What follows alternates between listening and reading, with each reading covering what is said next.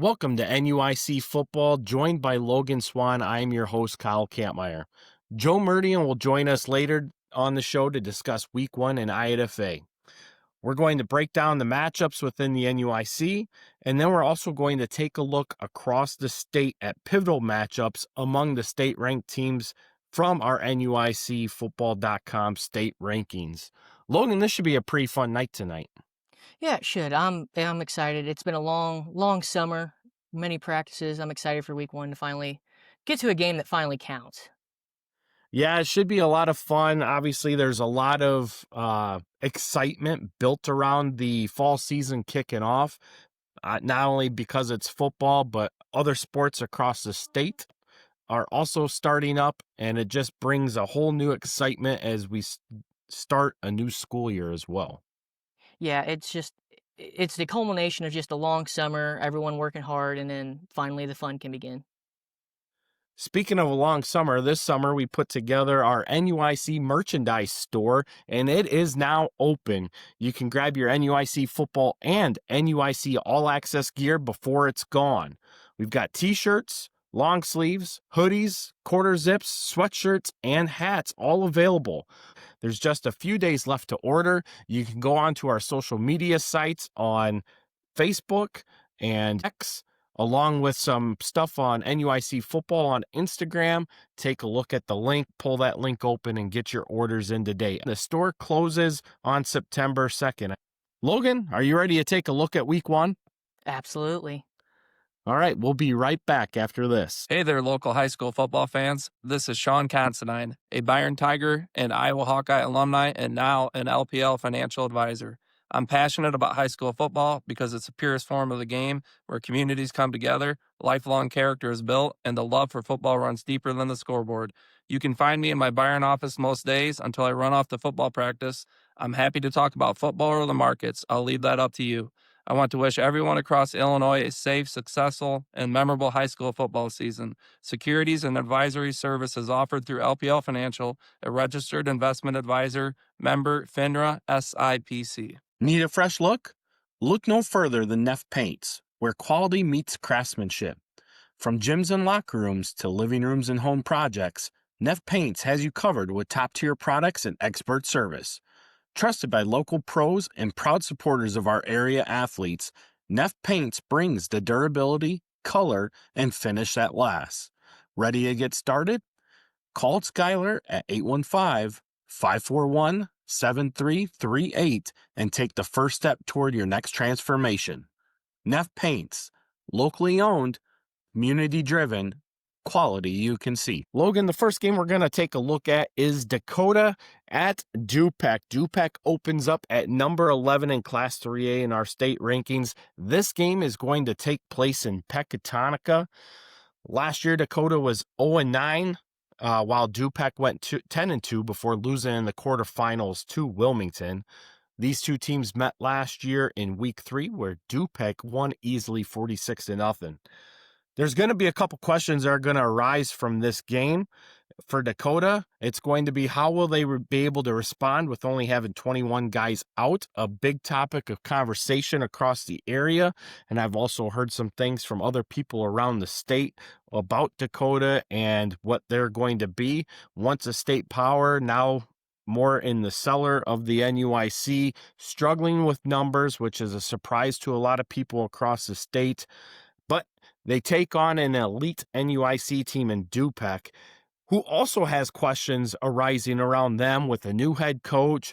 Of course, you lose 2 all-state players from last year in Cooper Hoffman and Jackson Diedrich. So they got some big shoes to fill there as well. Yeah, it's a game with a lot of question marks. For Dupec, it's the start of a completely new era, right? There's no Hoffmans. What will they look like? Will they continue to be the Dupec you think of, or more? Maybe a little more run that they have had in years past. I know I talked to you after their scrimmage. You said they ran the ball a little more, which for me, like you, run teams win November. So that's always a step in the right direction for me. That's one of our t-shirt slogans, by the way, Logan. So I like that. I like that play there. It is. I'll be interested to see how Dupec does. They're big favorites coming into this game. And for Dakota, how will they respond to, they're playing Ironman football. This is straight Ironman football, and when you're this low on numbers, it's hard to compete, especially if you're already handcuffed, say athletically or skilled wise. Yeah, it'll be interesting to see what Dakota can do. Obviously, a couple players to watch that we mentioned back in our NUIC preview show. Running back and linebacker Zeke Wales, he's only a sophomore. Came on late in the season last year offensively, where he finished with just under 400 yards rushing. Will be a big playmaker, or expected to be a big playmaker defensively at linebacker. Brody Good started week 1 last year against Dwight at quarterback. He will resume that role this year, where he will provide Dakota with at least a triple threat type of option, as he can both run and throw. And then you have Jaden Gordon back at fullback. On the line, you're going to look at Randy McPeak and Carter Tarbert. And then Ryan Bland has rejoined the program after taking a year off last year as a junior. He's back this year as a senior. Hopefully he'll be able to provide some gap that Dakota will need to fill big athletically. Ryan's a pretty strong kid, a wrestler at that, so that'll give a little bit more girth up front, which is something Dakota's going to need playing in a rugged NUIC conference. Yeah, you win your football games up front. You always do, even when in the beginning of the year and when you get into November, you win the ball up front and by running the ball and via defense. If Wales and Good and Gordon can all, contribute in the run game a little bit, that'll really help out a lot, especially if their linemen are up front, making holes, getting to that second level, getting 4.5 yards a carry. It helps out, can move the ball, move the chains, and you keep the ball out of superior teams' hands if you're just able to play keep away. Yeah, absolutely. That's definitely something that Dakota will have to do in a lot of games that they play this year, as they're not a favorite in any one of the games that they have on their schedule. And with that, being able to play keep away, or at least limit offensive possessions from the opposing team, will be huge for Dakota to find success, slow the game down to a degree, help them stay in the ball game longer. Limit mistakes will be a big thing for the Indians. Dupec, on the other hand, they have some good players to watch as well. Lucas Rousseau is going to move from running back to quarterback, which he provides a triple threat option for Dupec as well. He can throw, not like Cooper Hoffman, of course, but not many people can. But he gives them an opportunity to get the ball downfield. Likewise, his running skill and ability to handle the ball at snap will become a big thing for the Rivermen as well. Running back Dermot Dolan is back, and I'm telling you what, at 6'1" and 190 pounds, he is looking fit and ready to run through some people, as we saw in the scrimmage against Stillman Valley last Friday. On the offensive line, like we said in our preview show, this is one of the strongest offensive lines that we've seen Dupec have ever. And athletically, it's the most athletic offensive line that they've had. That's going to be led by Trey Jones, Dylan White, Colton Maurer, and Justin Anderson is moving to the line this year as well, as he is getting a lot of looks collegiately. Defensively, linebackers will be Anderson and Jones, and defensive backs Brady Moore and J.J. Weidman. And I'll tell you what, those two looked impressive on Friday in that scrimmage game as well, as, Brady Moore is going to play more strong side, J.J. Weidman the weak side, but they both do a great job of sealing off the edge coming up to attack the runners. If they can do that consistently, and then on top of that, make the tackles and make the plays defensively, that is going to help the Rivermen defense out exponentially, especially in a conference that's very run heavy. Yeah, absolutely. Having defensive backs that can tackle and are almost secondary linebackers that with a little more speed and movement is a huge help, especially in NUIC where you're facing predominantly power run teams 99% of the time anyways. As far as their other two, Rosal, I believe that's how you pronounce it, and Dolan, I personally like having, I know he's a quarterback now, but having two running backs basically in the backfield now that can really open things up, run the ball, lead blocking, getting the ball to people. I will be interested to see who that number one receiver or number two receiver is, who they have step up in the receiving game. I know they're not going to throw as much as previous years, but I'll be interested in seeing who that next guy is that steps up for him on the outside as a wide receiver, as a threat. Yeah, it'll be interesting to see. They got a couple guys there, Brady Moore being one of them, J.J. Weidman's another, and then Cooper Hamilton is a sophomore. He'll be a guy that they look to both offensively and defensively that we did not already mention. But Dupec definitely has a good window of opportunity in front of them. And going into this game, it should go in Dupec's favor in Pectonica on Friday night. They are the heavy favorite by 48 points. Yeah, I agree with that 100%. I think they're pretty heavy favorites, and I'm sure they'll probably cover that spread. The next game we're going to take a look at reunites a rivalry that has kind of fallen off just a little bit in recent years. Not too far off, but just a little bit. It's the number 1 Lena Winslow Panthers traveling down to Foreston to take on a Cardinals team that is looking to rebuild themselves after a 2-7 season, their worst season since 1994. Lena Winslow, on the other hand, went 13-1 for the second year in a row, where they brought home a state runner-up trophy. They have made 5 consecutive appearances in the state championship game. Last year, these two teams played in Week 9, with Lena Winslow walking away with this game 58-30. Foreston, like I said, they're looking to bounce back and return a lot of guys from a season ago with another season under their belts. But likewise, on the other side of the ball, Lena Winslow returns quite a bit of guys too. Yeah, I mean, we've seen this on social media. There's a lot of people starting to kind of hype up Foreston with what they return and what they have. And for them to at least be viewed as a playoff contender, this game has to be closer than what the projection has it right now. It just has to be. If it's a total blowout or just pure domination, then the Foreston hype train may need to be slowed down. As far as Lena Winslow goes, it's Lena Winslow. They're until proven otherwise. Can you really doubt them at this point? It's 5 straight, years in a state title game. They return a bunch of guys off of last year's team. That team only had 6 seniors, if I recall. And you can argue if anyone other than Belleville Altoff isn't in that game, they probably get. I'm just gonna say they probably get that state title. Well, I've already taken a little bit of a spite and gash on social media for using the Altoff Lena Winslow game as an example on how to do our score threads on Friday night. So I'm going to try to refrain from using the word Altoff until we're talking 3A football for the remainder of the season. I'll try my best to do that, but for all intents and purposes, I'm just gonna say, with what they had last year and what they have this year, if anyone other than that school, if they don't, just forget about them. They probably are your state champions for 1A. So taking a look at players to watch for Lena Winslow, obviously we got that 3-headed monster in the backfield with Alex Schlichting, Aiden Wild, and Kobe Kearns. Kearns, obviously the Lone Ranger, has just under 400 career rushing yards, where Wild is sitting right around 1,500 yards, and Schlichting is just over 2,000 yards. If Schlichting can have a big season like he did last year, we're talking about him joining the elite of the elite among the NUIC rushing leaders in career yards. He's got a legitimate shot to hit 4,000 career rushing yards. Yeah, I remember when we were up there last year, up at Bloomington, and I was extremely impressed with him as a football player. He was fast, he was aggressive, he was agile, he was athletic. He's just a really sound football player, and for him to have 2,000 yards going into his senior season, right? His senior season, I believe. Yep.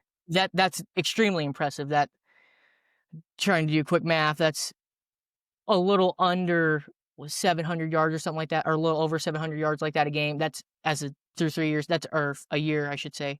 That's very impressive. So I expect a big year out of Schlichting and a big year out of Wild as well with that lightning and thunder combo.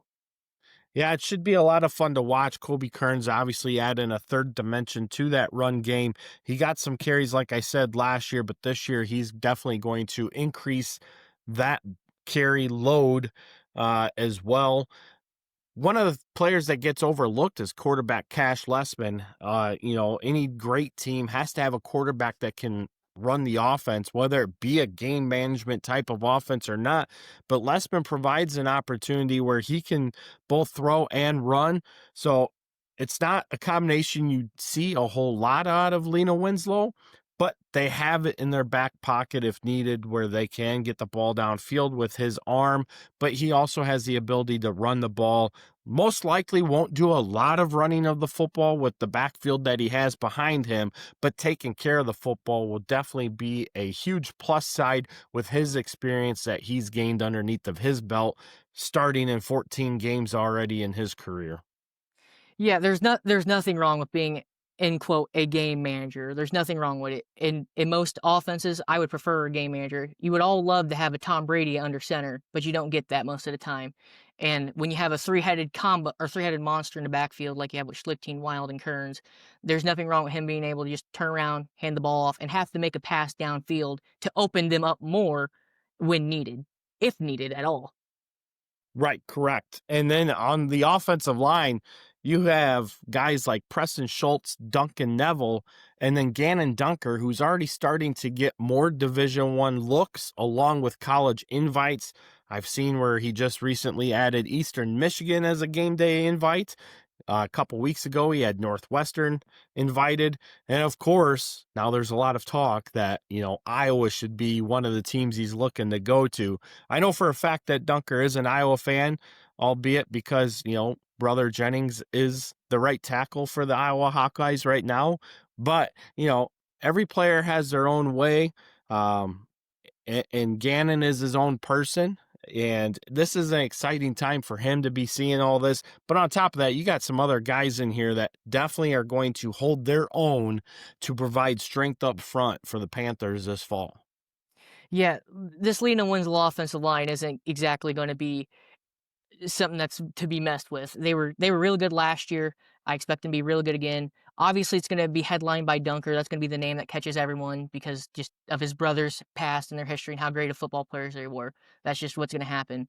But Schultz and Neville, they're going to be just right there with him, and they're going to lead the way up front for this Lena Winslow backfield.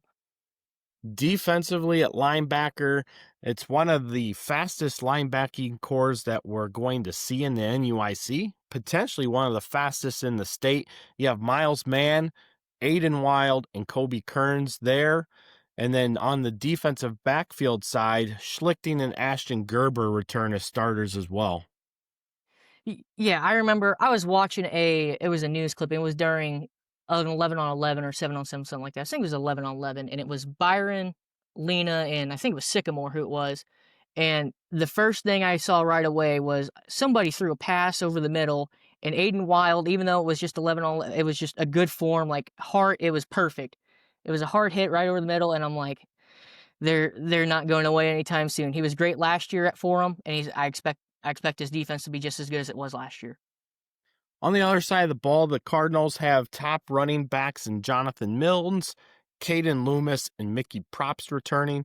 Props the least established as far as the running back tandem goes. Defensively, though, he'll be one of the top playmakers in that defensive backfield for the Cardinals. On the offensive line, they have Brennan Byers, Colin Bismarck, Jacob Kobler, and Brady Zipsy all returning. Tight end Hunter DeWall is back, along with being on the defensive line where he earned all conference nominations last year. And then the defensive backfield includes Ferris and Loomis, already with Props, as I previously mentioned. Yeah, I will be excited to watch how this Foreston offensive line handles the Lena Winslow defensive line. I think right there, that's pretty much what's going to make or break this game is how does Foreston's offensive line up front, do they get enough push to get 4 yards of carry, 4.5 yards of carry, or even just the 3.5 that you need? Like most games, it's one in the trenches. Them being able to get to the edge will be interesting. Lena Winslow has a lot of speed. Foreston is going to be able to, may not have as much, but they're going to have to try to at least open up the edge. That way, when they run in between the tackles or guards, there's enough there to where it's not a struggle. You're not just head bashing against what will be an elite defense.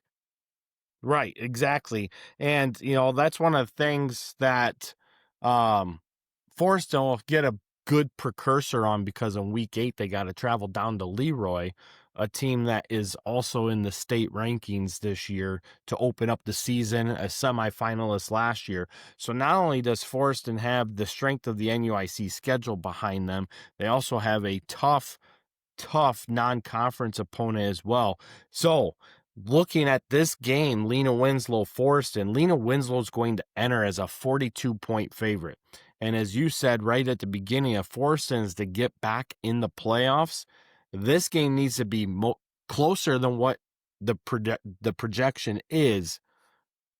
And I feel that it very well could be, because this is a game week 1.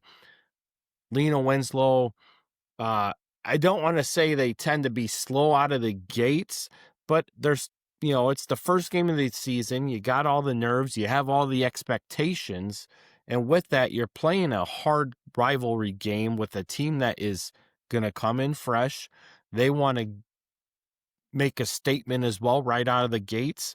And, we saw it last year in the Lena Winslow Morrison game in week 1. I think Foreston will be able to tone down what Lena Winslow does just a bit. On top of that, Coach Aaron is never big at showing all of his cards in week 1. He's going to do enough to put his team in position to win the ball game. Yeah, you don't want to play your hand too soon in week 1. You don't want to reveal what you have later on down the road. For Foreston, it's at home. That game got moved to home, so it's no longer at Lena Winslow. That helps them out. It's at Foreston now, correct? Yep, it's at Foreston. Yep, it got moved. So that home field advantage is a real thing. It's week 1. I'm sure Lena Winslow will have no jitters. I don't expect that. But can Foreston maybe catch them, like you said, they're not sluggish, but can they catch them a step slower than what they would be in, say, week 5, right? Can Foreston instead get to the edge just a couple times to open up the inside? Will they make a pass down the field? Foreston's going to have to do some things that they might not be exactly comfortable with to probably win this game or keep it a little closer than what we think it should be. Yeah, I think it's going to be a fun game. I think that there will be a lot of people paying attention to that game, as there are a lot of people out there that feel that last year's 2-7 run by Foreston was an anomaly. This season's going to be able to prove if that is true, and there's definitely a lot of excitement coming out of the Foreston camp, along with the community, that states that they're ready to get back to where they feel that they belong within the NUIC. So we'll be right back after this. Life comes with a lot of big decisions, from protecting your home and family to planning for the future. That's where Tyler Hoffman with Country Financial comes in. As a local agent, Tyler knows our community and is committed to helping you build a plan that's right for you. Give Tyler Hoffman a call today at 815-248-2188 or stop by his office in Durand. Tyler Hoffman with Country Financial, protecting what matters most. Need a logo, website, or standout graphic design? Check out Nick at Volkert Design, your go-to for high-impact branding and design solutions. With over 20 years of experience serving businesses across Northern Illinois and Chicagoland, Nick delivers best-in-class websites, logos, and graphics that get noticed. Whether you're a startup or an established name, Volkert Design brings your vision to life. Visit Volkert.design today to see the difference top-tier design makes. All right, Benton-Scales Mound is going to travel to number 3 ranked Stockton. These two teams played a season ago where Stockton won this game in week 2, 54-12. Stockton was 7-4 a season ago before losing in the second round to NUIC rival Lena Winslow. Benton-Scales Mound Shalsburg went 1-9 last season, and this game will likely play out the same way again this year, as Stockton is looking to get prepared for that week 2 matchup on the road to open up Rick Aaron Field with the new turf. But they cannot overlook this game trying to look ahead to week 2 at the same time. Yeah, for Stockton, this week is about ironing out the details for next week. That's what it should be. You're not going to be perfect in week 2, but you're going to have to be as perfect as you can be looking ahead for them, especially playing Lena Winslow week 2 at Lena to open up Rick Aaron Field, the new turf. It's about staying healthy. It's about getting through the game and doing things right and ironing out the details, like who to block in what form, when, whatever defense alignment they're going up against.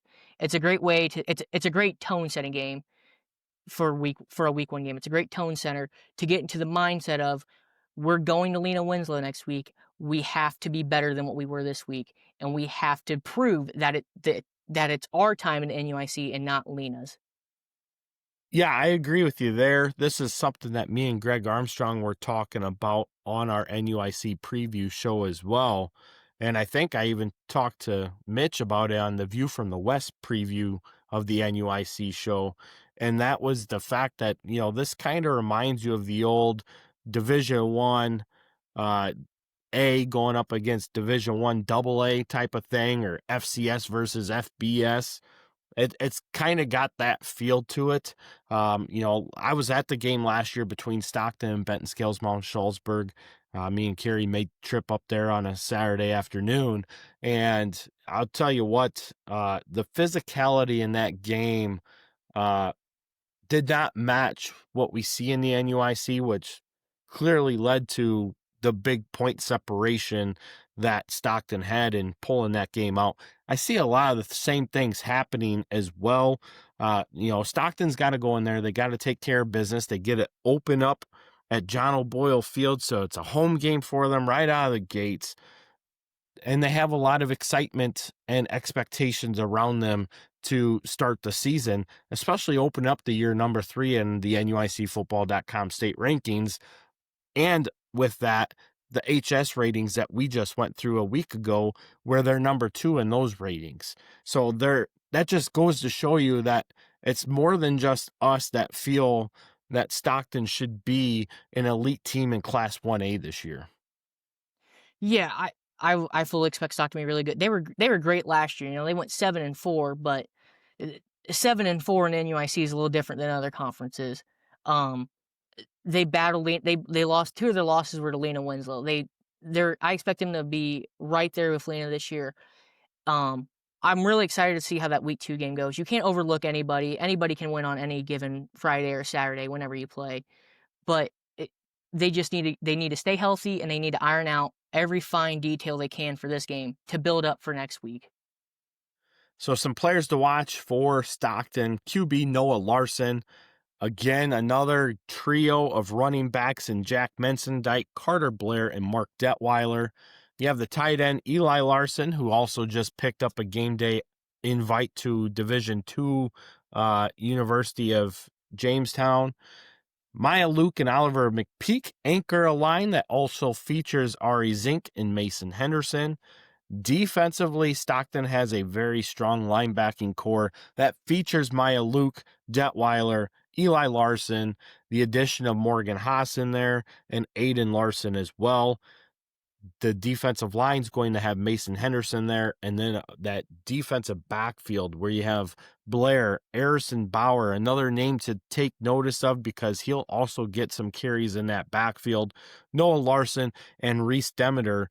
And if you are familiar with Stockton or the Lena Winslow Stockton wrestling program, a lot of these names you're hearing are from that Lee Win Stockton co-op for wrestling as well.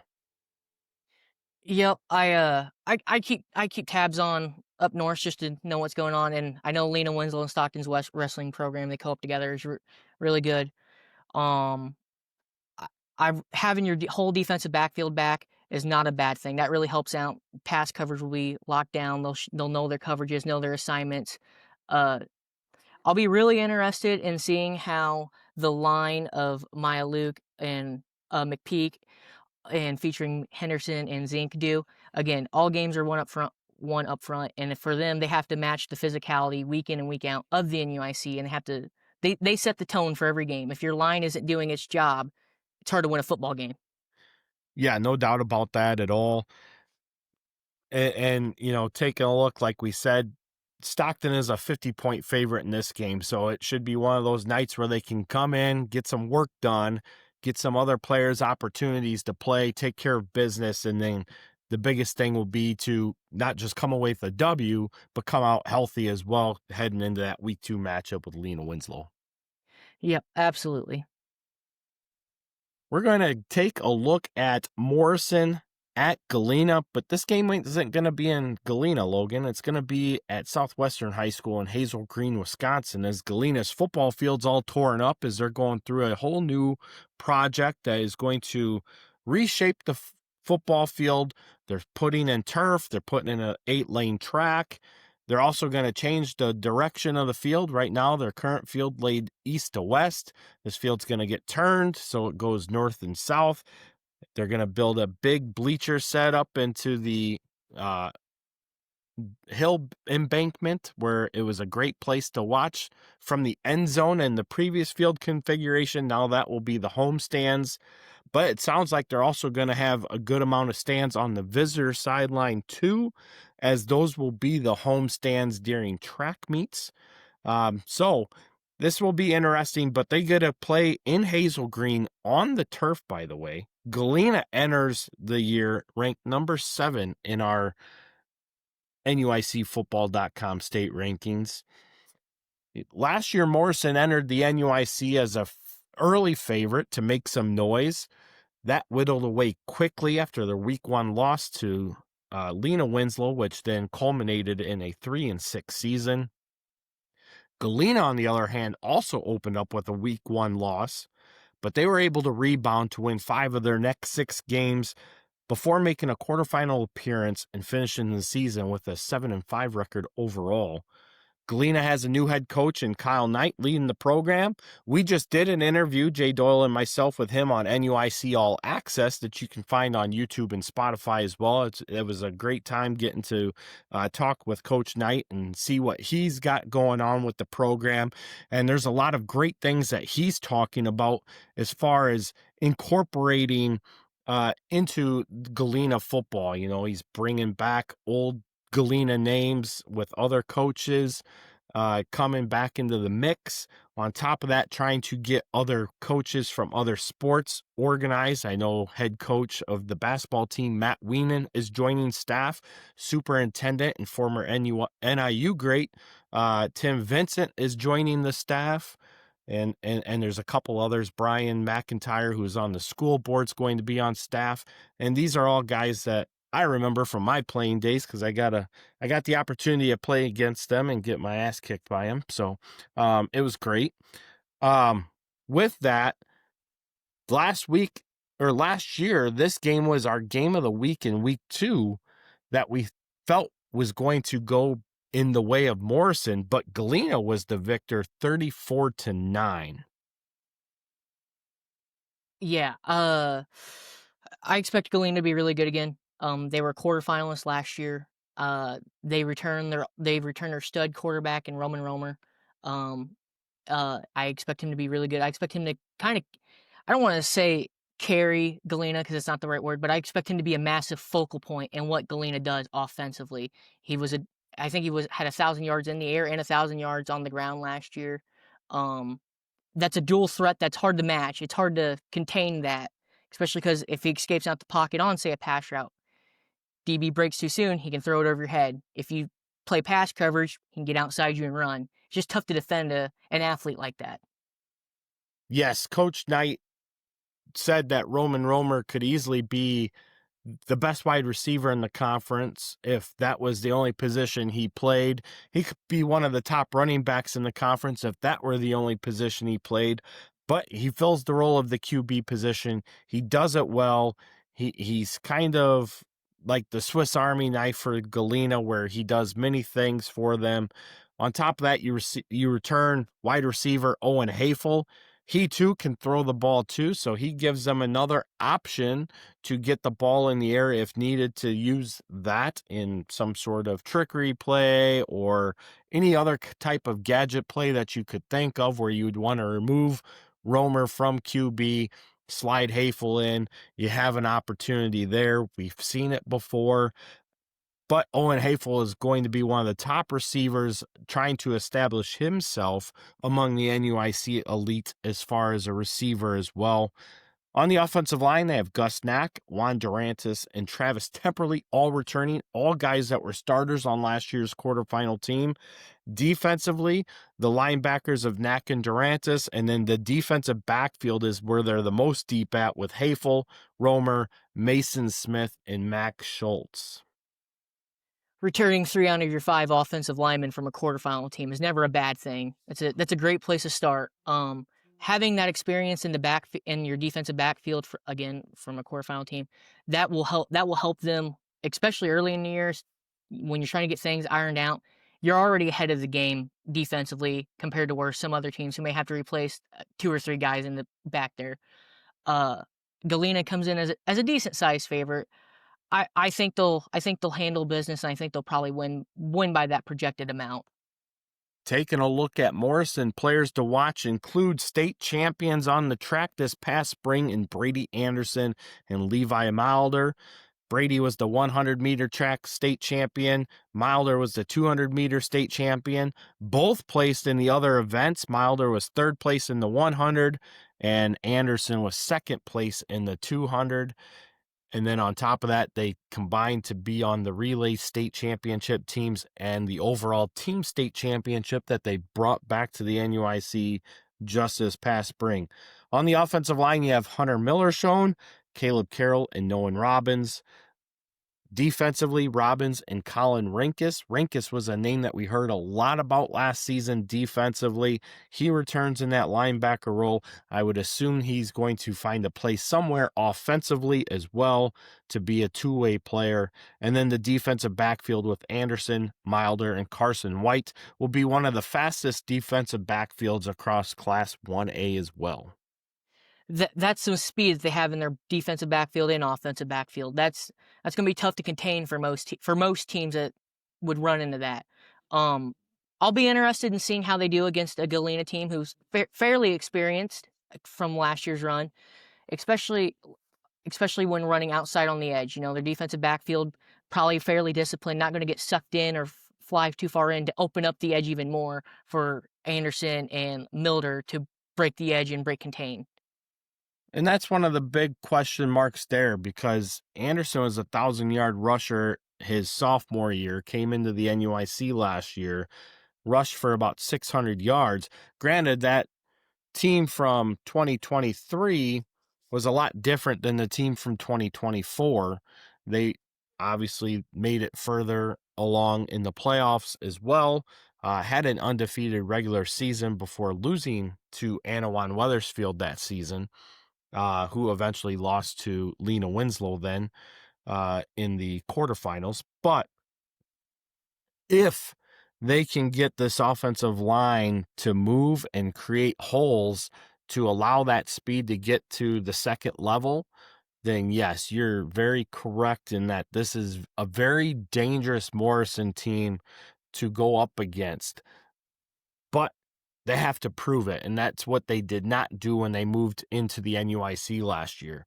Talking to some people, you know, they had a little bit of a track hangover where they felt that, or maybe they felt, don't know, this is just people talking, so this is more hearsay than anything, that they may have got comfortable in knowing what their big games were, and then maybe taking other games a little bit less lightly, coming to find out that the NUIC is everything that it's talked about in pretty much a majority of a week-to-week basis. And they're going to have that year of experience now under their belt. And again, there is a lot of excitement generating within the Mustang family on what can happen. But another thing that Morrison is doing is, as one of the bigger schools in the NUIC, they are facing a little bit of a numbers issue. Nothing dangerously low like what Dakota has, but they have lower numbers than what they typically have out for football. And we saw that here less than a decade ago after their last state championship in 2011, where they slowly fell off and drifted away into the slumbers of 2-7 and 3-6 seasons. And then they started to rise back up later in the 2010s and early 2020s. So it'll be interesting to see how Morrison bounce back here. Yeah, year 2 in the NUIC will be interesting for them, right? Because they came in with high expectations. Everyone expected them to be towards the top of the conference, and they just faltered. That's just what happened. How do they rebound? Are they a playoff team? Are they contender? It's kind of to be determined. If their line can make holes, get to the second level, and just create enough space to where their guys in the backfield can hit the hash number sideline and get to the edge and create havoc and create them long plays that every coach has nightmares about. They'll be a very formidable team in the NUIC and can win a lot of football games. So when we return after this, we're going to talk about our NUIC Game of the Week. Buying or selling a home is one of the biggest decisions you will make. Your NUIC area realtor, Jess Shoemaker with RE/MAX, is here to make it simple. With local knowledge, proven experience, and a commitment to putting his clients first, Jess will help you find the perfect place to call home or get top value when you're ready to sell. Ready to make your move?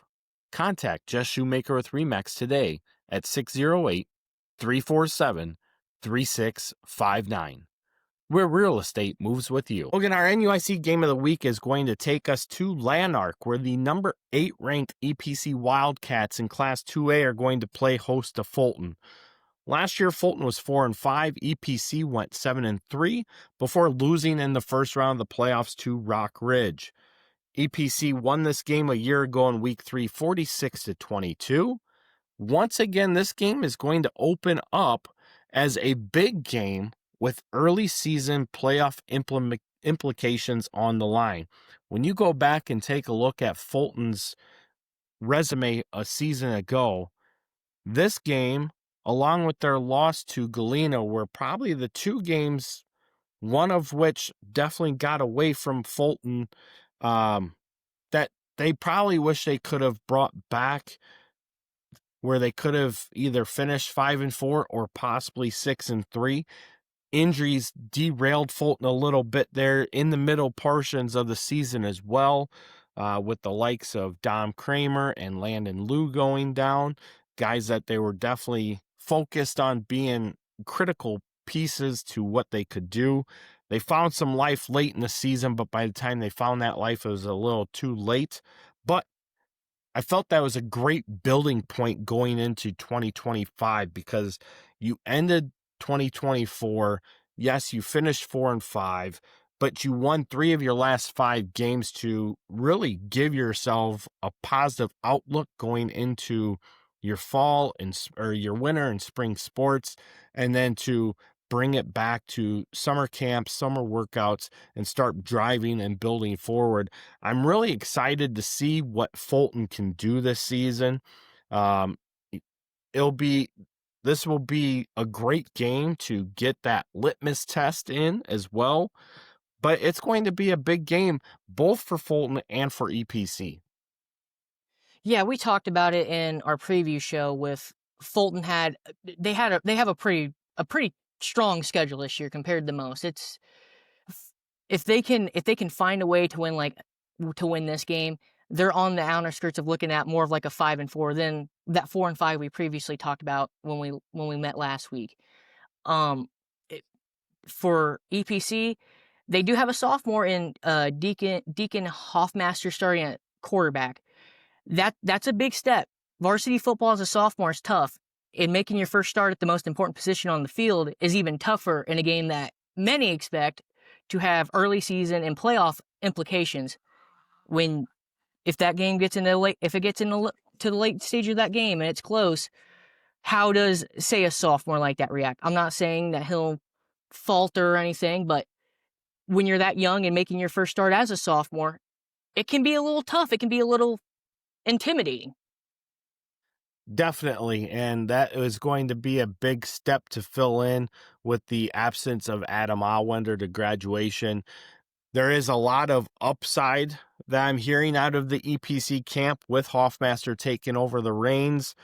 It'll be very interesting to see how that translates onto the football field come Friday night. But there's a lot of confidence spilling out around him running this offense, almost to the point where it's like he's taking control in a leadership type role beyond his years. So that'll be great to see that play out as well. Likewise, running back Draven Zier is looking to have a big year. He's looking to potentially have a 1,500-yard plus season. And if that happens, he's going to join the 3,000-yard rushing club in the NUIC, cementing his place among one of the NUIC greats of all time if he can do that. Tight end Zy Haverland is back. He's going to be a menace on both sides of the ball, tight end and at linebacker. If he can get into the run game, he's going to provide a physical presence, down blocking or kicking out the end, getting to a backer. And then if they can pass the ball, he's a big target at 6'4" there as well, with a solid body behind him. On the defensive side, probably one of the most physical linebacking cores with Haverland, Brody Simons, and Will Burchin. Will Burchin has over 300 career tackles already. He's looking to break the school record along with the NUIC conference record. Both of them well within reach. Obviously, the school record would come before the conference record, but well within reach for Burchin to do that, and he has been a stalwart for EPC the last 3 seasons from freshman year to now entering his senior year. So he'll be a 4-year starter on this Wildcat team, and quite a few of these guys have a lot of experience under their belts being 3-year starters at minimum. It's no wonder why there's a lot of talk about EPC this year, coming off of the season that they had last year. Felt that their first round loss to Rock Ridge was a bit of a disappointment. That was a tough game either way you looked at it. I felt both teams were evenly matched. Some people had Rock Ridge favored. Some people like myself had EPC favored. EPC came out on the short end of the stick, 22-8 in a very physical game, but EPC has the makings to do something big again this year, but it might be a little bit tougher road altogether. Yeah, I think most people have high hopes for EPC. They were really good last year. Obviously, they fell short in the first round, but it was a tough game. I'll be interested in seeing how their line moves and how they create holes. I expect them to be pretty solid. If like you said, most of these guys are 3 to 4 year stars now, that can help ease in some experience. Like, we'll just use Hoffmaster again. Obviously, like you said, there's a lot of hope and a lot of excitement around his potential, which is, I assume, is very much true. But having that veteran leadership can help ease it in for a sophomore who is making his first career start as a quarterback at the varsity level. For Fulton, they returned Braden Myers at quarterback, so it'll be interesting to see how he can take what happened towards the end of the season last year, where he threw for 1,100 yards, replacing injured Dom Kramer, and turn that into a full season under his belt. With that, wide receiver Landon Liu returns. He provides a big 6'4", 6'5" type target for the Steamers. Running back Mason Keeble was a hard charger last year. He, too, is back in the backfield. And then on the line, they return Wyatt Becker, Landon Boonstra, and Cody Skipper. Again, a lot of these guys will be flipping sides on the defensive side of the ball, picking up places there. Myers and Liu will be in the defensive backfield, Keeble at defensive end. Becker and Boonstra and Skipper will be either D-line or linebackers collectively. This Fulton team, to me, is going to be tough. And I remember talking at the View from the West kickoff party about, the NUIC. Right now we know that Lena Winslow and Stockton are the early favorites. Dupec's right there in that ballpark too.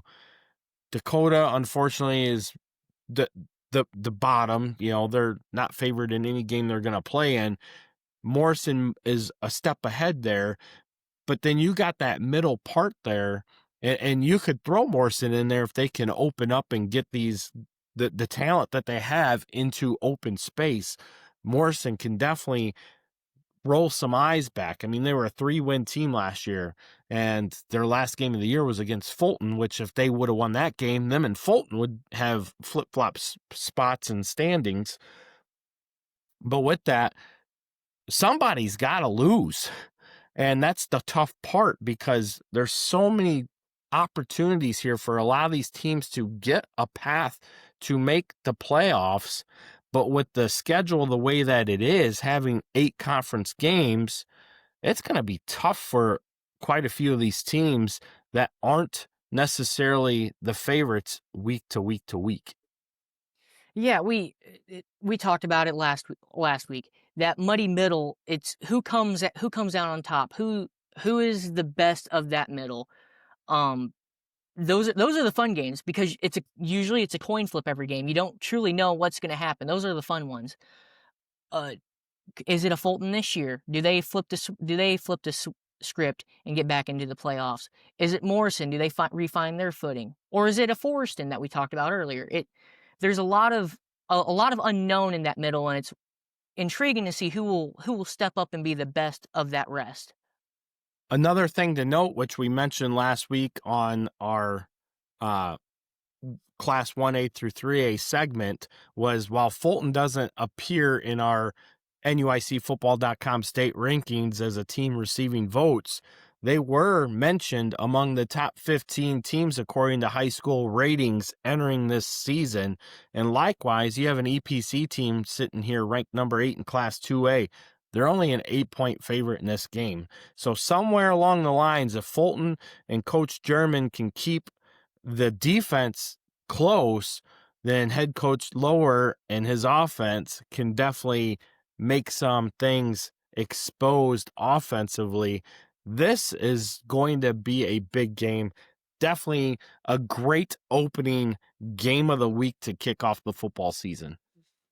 It's a very exciting week one. You always want good matchups. You always want nail biters in week one to start off a great regular season. This has all the makings of it, so it seems. Is it Fulton who comes out on top? That's a big momentum booster. You know, you go 4-5 last year. You won 3 of your last 5, but you beat a team who made the playoffs at 7-2, lost in the first round, who also has high expectations coming in the year. That can flip the momentum, and you can ride that for a while and get to places that you didn't think you could have potentially. Yes, it will definitely be a lot of fun. Our game of the week is sponsored by Jess Shoemaker and Remax. So a new sponsor for a game of the week this year, and excited to have him on board as a partnership for us. Logan, let's take a look around the state here as we get ready to close out our session before I have Joe Merdian join us to talk 8-man football. But taking a look around the state for week 1 in 1A, number 2 ranked Camp Point Central is going to play host to Winchester West Central. Number 4 GCMS will play host to Tremont. Number 5, another team that we were talking highly about, KZ Westfield, is going to play host to Fisher. Number 6, Sterling Newman is going to play host to number 7 in Class 3A, Princeton, a big game there in the Three Rivers Conference. Number 8 is your Calhoun Warriors, as you guys will play Triopia at home. Number 9, Leroy versus Ridgeview Lexington in the HOIC. And newcomer to Class 1A is Dwight, coming in at number 10. They are going to face Lyle. Out of those games, which ones interest you the most? What is the biggest impact game that you see out of the top 10 here? The one that interests me the most is that Newman and Princeton game. We talked about it. 3A is very loaded. It's very good. And I'll be very interested in seeing how Newman and Princeton battle it out in week 1. I was reading the Seuss's Three Rivers article today. I was reading it when I was at placement at school today while I was on lunch break, and it was one of the games to watch. I am very excited for that game. Obviously, I'm extremely pumped for the Calhoun game. There's no question about that. We've talked a bunch. You know how excited I am to finally get here. So I'll just stop there with Calhoun for now. Camp Point Winchester I find interesting, just because Winchester last year was pretty young. They had only a few seniors, and they returned a bunch, especially in a pretty good sophomore class. But they go on the road to Camp Point. That's a tough place to play. It always is. And I wonder how they'll adjust to playing at a environment like Camp Point. Likewise for Camp Point, it's their first game of no Elijah Ginnebacher. What do they look like offensively and defensively? How do they mix up the backfield? And then I think the other game that I'm kind of curious about is just Leroy, just because they lost so much, and there's a lot of unknown. They are ranked. It's just a lot of unknown. I'm curious to see how they start out and jump out of the gates. Yeah, I agree with you. It should be a lot of fun in Class 1A. Taking a look at Class 2A in Week 1, number 1 Moreau Forsyth opens up with Sangamo rival Athens. Athens, another team similar like Foreston, a double wing style team that had a down year last year, looking to have a big rebound this year. We touched base on that last week. Number 2, Tri-Valley is going on the road to Minunk to play Fieldcrest. Number 3, Paxton Buckley Loda is going to host number 15 in Class 3A, Bloomington Central Catholic. A great Illini-Prairie showdown there. We talked about that a lot last week. Number 4, Rock Ridge is going to open up with Sherrard. Sherrard has a new head coach, and they are excited over there in Tiger Country. Number 5, Farmington will play host to West Hancock. Number 6, Johnston City goes to Carmi to play White County. Number 7, Nashville is at Carlisle. Number 9, Seneca will play host to the defending Class 2A state champions and currently ranked number 9 in Class 3A in the NUICfootball.com state rankings, Chicago Christian. That will be a great matchup to see. And then number 10, Bismarck Henning, Rossville Allen opens up at home on the turf with our guy, Matt Surdix, Clifton Central Comets. I'm excited for the Illini-Prairie. We talked about last week. That conference is awesome. I love that conference. It's great football. And opening the year with number 15 in 3A BCC against PBL, who's number 3 in the 2A rankings. That's a fun one to start. Obviously, Seneca and number 9 in 3A Chicago Christians. That's another fun one to kind of start out. Two teams that are ranked going head-to-head, kind of getting a feel for where everyone is to start out the year. And then obviously Maroa versus Athens. Does Athens return to what they once were, or is it another replay of last year? Maroa is going to be really good. Everyone knows that. But kind of like what we talked about with Lena and Foreston, if Athens can make that game closer than we think, it could be something to keep your eye on with them as the year goes on. You know, it's kind of funny that we talk about those two games because of the likenesses between number 1 Moreau Forsyth, number 1 Lena Winslow, and then the double wing style teams that are Athens and Foreston, both having anomaly years after being regular state powers and needing to have a big year to rebound back, and of course opening up with the top team in the conference to start the season. Yeah, it's definitely an interesting game, obviously, and they're opening up with a top 2 team in 2A. You know, that's a big test to start off the year, but if they can make it closer than what people think it is, that's something to keep your eye on for Athens in the long run. Another thing that Susie put out was the new projection of the cutoff numbers. Right now, our state rankings are based off of the summer anticipated projections. So our Class 1A cutoff is at 301.5, but the Seuss just put out his new projection model where the class cutoff is projected at 312. Obviously, it's just a number. It can go up, it can go down. The average over the last decade's been 305. So having it at 312 is definitely higher than normal, but Athens, if they make the playoffs, will fall into the Class 1A field very likely this year because of their enrollment being under 300. In Class 3A, number 1 Byron goes on the road to Rock Falls. Number 2 IC Catholic is going to play host to St. Mary's Southside Catholic, who's rated 63 overall in Missouri. Number 3 Althoff Catholic will play host to Alton. Number 4 Wilmington's going to go on the road to Morris, who was a Class 5A semifinalist last year. They open up the season rated number 34 in Illinois. Number 5 Monticello at IVC. Number 6 Tolono Unity versus Rantoul. Number 8 St. Joe Ogden at Prairie Central. A lot of Illini-Prairie teams there.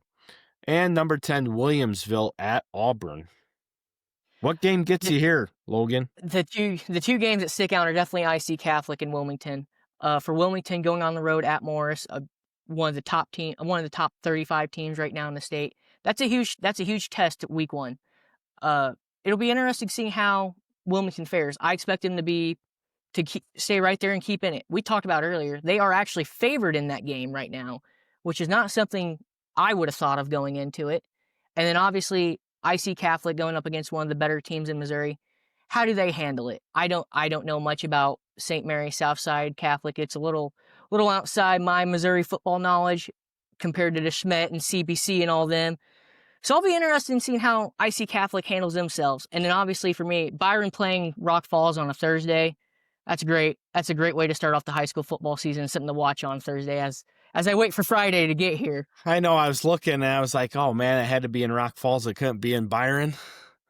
You know, Byron's about a 30-minute drive. I could have traveled down and got my kicks on some Thursday night football in the Big Northern. But, you know, it's something I can probably pull up on NFHS this year since I finally released myself to purchase that. So I'm hoping to get more football games under my belt this year, have a lot more freedom this year. So that'll be exciting to see.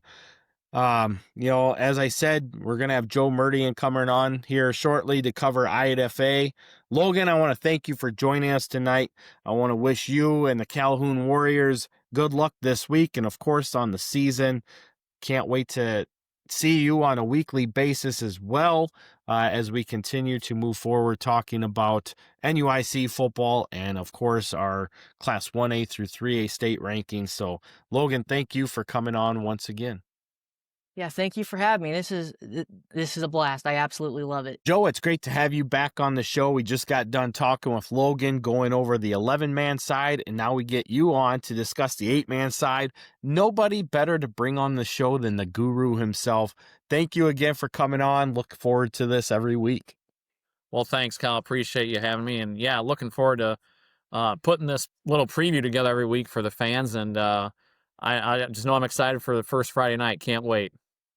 Absolutely. Before we get started, though, we do have our NUIC merchandise store open. You can grab all of your NUIC football and NUIC all-access gear before it's gone. We've got T-shirts, long-sleeve shirts, hoodies, quarter-zip sweatshirts, and hats. The store closes September 2nd. That's coming up just a few days left to order, so hurry up, get to that store. You can find it on our social media sites on Twitter and on Facebook, along with NUIC football on Instagram. We'll continue to get the store posted on a daily basis until it closes out, but until then, get your merch. It's available. Joe, are you ready to talk week 1 football? Is that what you said? I am. Well, let's do All this, right. Kyle. Let's get this thing rolling here. Let's take a look at that first game. Are you looking to upgrade your concrete floor? Look no further than Diedrich Epoxy, the team that turns ordinary floors into durable, beautiful surfaces that last. Whether it's your garage, basement, shop, or commercial space, Diedrich Epoxy delivers a finish that's tough enough for heavy use and stylish enough to make your space stand out. Don't settle for boring, worn-out concrete. Upgrade with Diedrich Epoxy today. Call 815-239-1158 to get your free quote. Diedrich Epoxy, your floor upgraded. Are you looking to raise funds for your program? Look no further than Leading Edge Fundraising, helping teams and programs raise more with less hassle. Whether you're gearing up for a new season or trying to hit a financial goal, Leading Edge has the tools, products, and experience to get you there. From youth clubs to varsity programs, they've helped teams across Illinois maximize profits and minimize stress. Want fundraising that actually works? Go with the local experts who know how to win off the field too. Contact Brandon at 563-514-1647. Leading Edge Fundraising, raising the standard. Reach out today and take your program to the next level. Joe, we got West Carroll at West Central. West Carroll comes in ranked number 8 in our NUICfootball.com state rankings, and West Central opens up at number 10 in those exact same state rankings.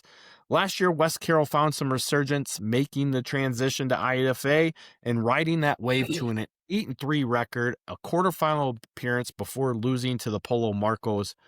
West Central also returned to the playoffs and ended with the 6-4 record after falling to division foe and eventual state champ Amboy in the first round. With that, West Carroll returns a lot of talent from a season ago, whereas West Central has some holes to fill, especially on the offensive side of the ball, which we talked about in our preseason preview. But excitement does exist on both sides of the ball, as this could be a pivotal matchup to open up the season.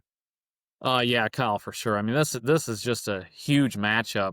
Both of these teams, we obviously feel like they'll both be playoff teams, but a big game, 1-0 is going to sound a lot better than 0-1 to one of these teams when Friday night's all said and done. I like West Carroll a little bit in this one, Kyle. I just think they got a little bit more coming back. Some key guys. They got the quarterback Winter Harrington back. Roger LeBourne is back at wide receiver. A running back and linebacker I really like, Aiden Buckholz. So I'm really excited to see this kid this year. Then you throw in, Race Mix at linebacker, and then, of course, LeBourne plays the defensive side of the ball, too. So I just think West Carroll, Kyle, maybe a little bit more experienced here, but again, they got the long road trip down to West Central. That can always play a factor. But Kyle, both of these coaches, Coach S for the Thunder, Coach Kirby for the Heat, these two guys, they're going to have their teams ready to go come Friday night. It's definitely a big matchup, and of course, we got this team matchup with the top 10 going on here as well. I'm very interested to see what can happen. You take a look at the defense, like you said, with Buckholz at linebacker, and then Race Mix, Roger LeBourne, and of course, our favorite name, Riker Badimlia. There it is. I got it right. Yeah. Yeah. I'm excited. I'm so excited. But with that, West Central is going to combat that with Keaton Rubush and, of course, running back Graham Kelly, a guy that we've talked highly about throughout the preseason. And with that, Coach Kirby's also talked highly about him, and he's excited to get him on the defensive side of the ball as well to be a two-way player at linebacker with Cody Wade there. And then, of course, you have Cooper Gibb in the defensive backfield, and Rubush joins Jordan Kane on that defensive line. So this definitely has a great look to a great week one opening match. But like you said, this is a big game to determine who will come away 1-0, who's going to come away 0-1, Right. and then likewise set up for what can happen down the road. But I think in West Carroll's case in this game, a win or a loss won't affect them as much as it possibly could for West Central in this game. Yeah, I agree with that statement. Also, I think probably, Kyle, the key to this game, I think West Carroll's going to be able to score some points in this game. I really do. The key to this game will be, can the West Central offensive line, what West Central is going to do. Coach Kirby, they're going to run the football. Graham Kelly, the sophomore running back, he's going to get 20 to 25 touches in this thing. Can that West Central offensive line do enough against, you're going to have 4 or 5 experienced starters on that West Carroll defense? Can that basically new look offensive line, a lot of new starters on offense for West Central, can they hold up for a full game against the Thunder and give Graham Kelly a chance to get to the outside? I really think that's the key to the ball game. I agree with you. And like you said, West Central definitely has some good games coming up. They have Ridgewood on schedule. They're going to have FCW on schedule. Amboy down in week 9.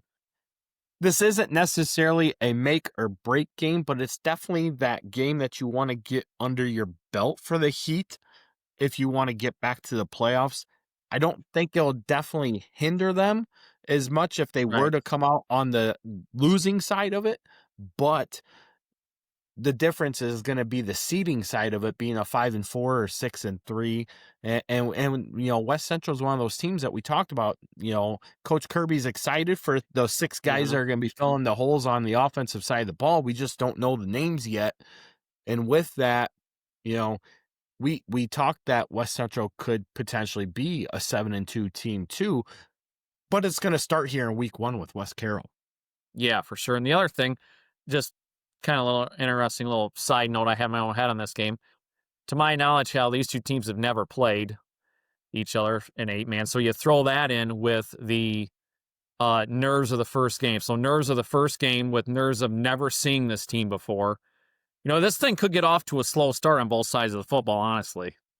Yeah, and you go down to Biggsville. You ever been to Biggsville? Oh yeah, yeah. I was Yeah. was there for a semifinal game back in 21. Yeah, I went down there. We played Biggsville when it was still before they got consolidated, and um that was my freshman year. That was a long drive, and I tell you what, you get down there, they definitely pack the area Oh in. yeah, It's a lot of it, fun. It's a cool it's place to definitely play. small school football atmosphere. There's no doubt about that. Yes, I like it. I like this matchup. Who's your pick to win? Kyle, I'm going to take West Carroll on the road in this one. I just think they got a little bit more experience coming back. I'm going to say the Thunder by maybe 8 to 12 points, somewhere in that range. Yeah, I would have to agree with you. I like West Carroll in this game as well. I think it'll be a great matchup. I just think that they have a little bit more experience to rely on in this game. I think West Carroll comes in about an 8 to 10 point favorite, so not surprised by your selection of wins there. It should be a fun one. My pick 2 is going to be West Carroll. So let's take a look over to Alden-Hebron. They are going to play host to Orangeville. Orangeville opens up at number 14, while Alden-Hebron opens up at number 15. Orangeville had a tough opening season loss last season to Alden-Hebron, the separation of which put the Giants into the playoffs and kept the Broncos at home. Alden-Hebron ended up ending the season at 5-5, losing in the first round of the playoffs to Polo. And with some new talent coming in mixed with the returners they have, and along with a new realignment of divisions, the Giants have crept up on everyone's radar as we enter week 1. Likewise, Orangeville boasts the I8FA rushing leader from 2024 and the current rushing leader among all running backs in I8FA in the form of Hayden Schofield.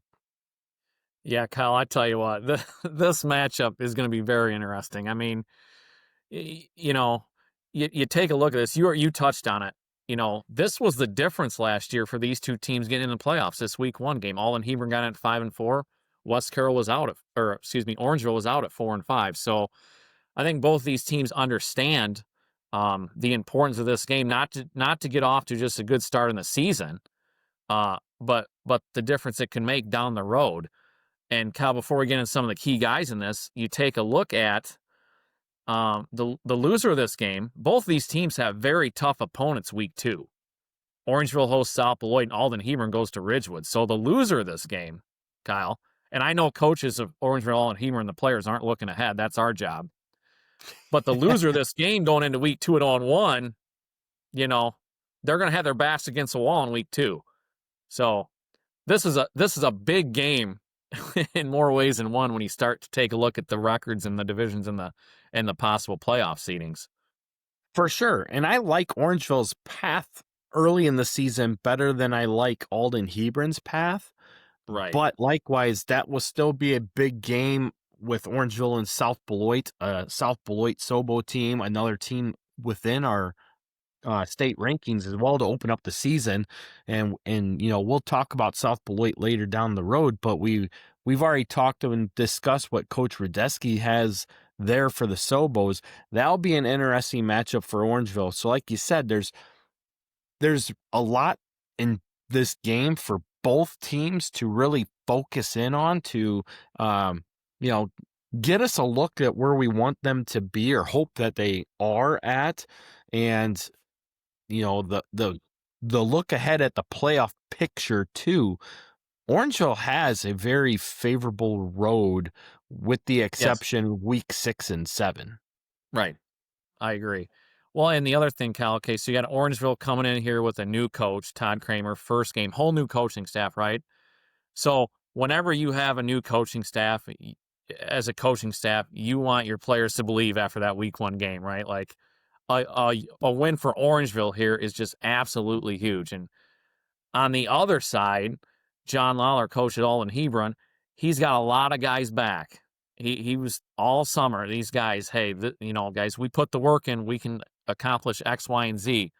So the importance for this Alden-Hebron team with all this experience coming back to get a win in week 1 is pivotal as well. There's just so many storylines to this game before you can actually start breaking down the players in this one. Well, and then you add the fact that we don't even know who's going to be taking the ball at center yet for the Broncos either in the quarterback position. They haven't given us any information as to who that will be. I have an idea of what direction they might go, but I'm very interested to see how it translates to the field. But I think after this game, everybody across the state's going to know what Orangeville's plans are. Yeah, I would assume so, because I think they're going to throw everything at them in this first game because they know the importance of this first game. Of course, Kyle, no matter who's at quarterback for Orangeville, the main ball carrier is going to be Hayden Schofield, the junior. This kid is electric, chance to score every time he touches the football. And like I said, the new staff at Orangeville, I'm just interested to see how many different ways they find to get Schofield the football. That, and then you combine that with Oscar Bissell, who has put a lot of work in the offseason. He's going to provide another option at running back. Brock Comprood at receiver can also be put into a wing back or slot back type position where you could see some different formations come out of that. You know, Todd Kramer, when he was the head coach at Aquin, he had a set where he could go double tight, but he also had a spread set too. So he was very good at moving players around to open up space. You know, I wouldn't be surprised to see jet sweeps or passes into the flats or quick strikes down the hashes. But at the same time, I can see him coming in tight too and kind of throwing that old double wing T type stuff at you as well. Yeah, for sure. So you talked about Schofield and Bissell. Then you got Brock Comfort at wide receiver, offensive lineman from Orangeville as well, Nathan Briggs and Braden Lauren.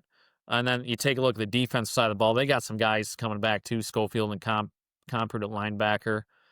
Brock Comfort and Bissell at defensive back. And, of course, Lauren Briggs on that defensive line. So plenty of experience here coming back for Orangeville. And again, I think with this new coaching staff, just a new level of toughness for the Broncos that we haven't seen in the last year or two. So I'm interested to see how this game goes for sure. And of course, Kyle, you take a look at Alden-Hebron. They got a ton of experience coming back, very experienced coach and head coach John Lawler. It starts with the senior quarterback, J.P. Stewart, and he's got two great weapons out of the tight ends position, Fabian Carino and Colton Crowell. And then, of course, at running back, it's the sophomore Caleb Linneman. This kid had 12 touchdowns last year as a freshman, Kyle. So a good-sized kid. Looks like your typical small school, high school running back. And if he's put the work in over the summer, he's going to be a load for teams to stop this year. They also got Jack Stewart at running back. So Alden-Hebron, Kyle, set up very, very well at the skill positions. Yeah, for sure. And it's going to be very interesting to see what they can do to make some plays happen. Of course, the improvement, like you said, from last season to this season, the offseason work that you said Coach was excited about as well. And then, you know, offensive line will be the key. They got Kyle Anger back, but they got some holes to fill there. And in any football, whether it's 8-man or 11-man, you have to have an offensive line. So that will be the question mark for Alden-Hebron, as they might have a little bit of inferior there to what Orangeville has. But like you said, skill positions are plentiful for the Giants here in 2025. Yeah, no doubt about it. So, Kyle, who are you thinking in this one? What's your pick here? This is a tough one. This is a tough one. This easily, obviously, it's not our game of the week this week, but it very easily could have been if there wasn't a much larger marquee game in this week one. It's up there, though, as far as importance of games, Kyle. Yes. It might be number one on my slate as far as importance, if that makes sense. It is. And I mean, I do like the restructuring of the divisions because I think both teams, win or lose, are going to find a path to the playoffs regardless of the week one performance. But I think Orangeville flips the script here on the road at Alden-Hebron. I think they're going to return the favor with a new coaching staff, a potential different look as to what they could do We don't know yet, but we're going to find out real quick when Friday night gets here what can happen. I'm really excited to see what Orangeville does under a new coaching staff this year. I know the kids are fired up. I know the coaches are excited on both sides of the field. This is going to be great, but I am going to take Orangeville in a close one. Okay, well, I'm going to go with the home team here, Kyle. I picked the road team in the last one, so I'm going to go with the home team. I'm going to take the Giants at home to open the season with all that experience they got coming back. But again, I think this is going to be a great high school football game. Yeah, I think you're looking somewhere in the range of maybe like a 32-26 type game. I think this is going to be a close one, but I'll take the Giants in this one. I was going to say more like 56-50 or something like that. I think it's going to be a high-scoring game. It could get up there for sure. It's going to be great. I'm excited for this one just like you are, but we'll be right back after this. Thinking about buying or selling a home? Trust the team that knows this area better than anyone. Best Realty. Whether you're looking for your first home, upgrading for more space, or relocating, Best Realty is committed to making the process smooth, honest, and successful. With deep roots in our local communities and a track record of results, Best Realty isn't just in the business of homes, they're in the business of helping families take the next step. Best Realty, local experts, real results, real people. Call today and move with confidence. If you or your loved one has been injured, you need someone who will fight for you. Reese & Reese Injury Attorneys have been serving our community for over 40 years, standing up for people when they need it most. They know how to handle the insurance companies and get results, so you can focus on healing. Don't face it alone. Call Reese & Reese Injury Attorneys today at 815-968-8851 and let their experience work for you. All right, Joe, we're going to Bushnell where they are going to play host to the number 3 ranked Polo Marcos, a team you're very familiar with. Bushnell-Prairie City obviously had some tough road ahead of them. They went 3-6 last season, but when you take a look at their schedule, 4 of those losses came to West Central and Amboy, with another loss coming to another tough opponent in Ridgewood. They had arguably one of the toughest schedules across all of I8FA last season. Likewise, Polo entered the playoffs ranked number 1, went 9-0 in the season before losing in the semifinals for the 3rd consecutive year, this time to rival Milligville 28-14, a team that they had beat 30-14 in the regular season. They enter this season obviously with a new look, but the mantra of Marco football still remains the same, and many around the state expect Polo to be in the mix all season long. Yeah, without a doubt, Colin. Of course, it's going to start for Polo up front with returning All-State lineman Wyatt Plackno. They'll have him on line both sides of the football. Good-sized kid, 6'3", 250, and pretty quick for his size. Also, at the tight end positions, they got both tight ends back, Damon Round and Corbin Cavanaugh. But Polo does have to replace pretty much their whole backfield. And so it's going to be interesting early on to see how some guys step up. J.T. Stevenson at quarterback, he'll be a senior. Now, the Marcos did work him in some of the games early in the games last year. So he has played some quarterback, before. You're going to see Jordan Reed, a junior, a lot at tailback for the Marcos here in week 1, I believe. So very quick kid. If he gets the outside, he is gone. So I think that'll be the key for Polo.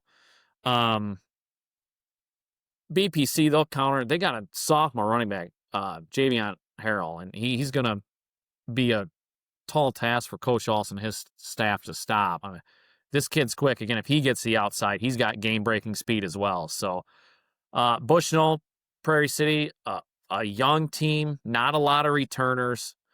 But again, I know Coach Sizzler, he's excited about working with the younger kids he's got in the upperclassmen. He does have a couple linemen returning, coming back, upperclassmen. So that never hurts. So I think Polo wins this one big, Kyle. And I don't mean to correct you here. This game is in Polo, not at Bushnell. I think you may have said it was in Bushnell.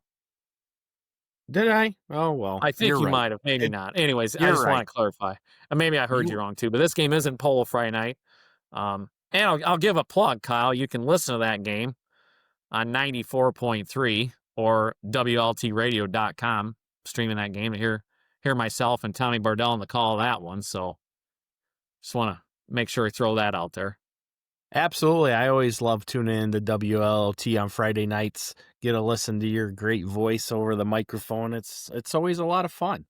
What I do like about BPC, though, is, they don't have the double-up games like they had last season with the new restructure of the division.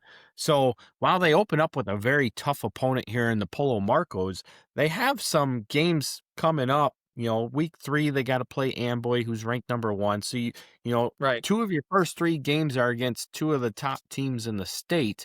But mixed in there, they got some other games. They got 3 games that could be winnable games for BPC before they have to take the road to Cambridge to play Ridgewood as well. And then, then they hit Biggsville West Central along with FCW there too, other playoff teams. But there's opportunities here for BPC to kind of improve upon what we saw out of a season ago.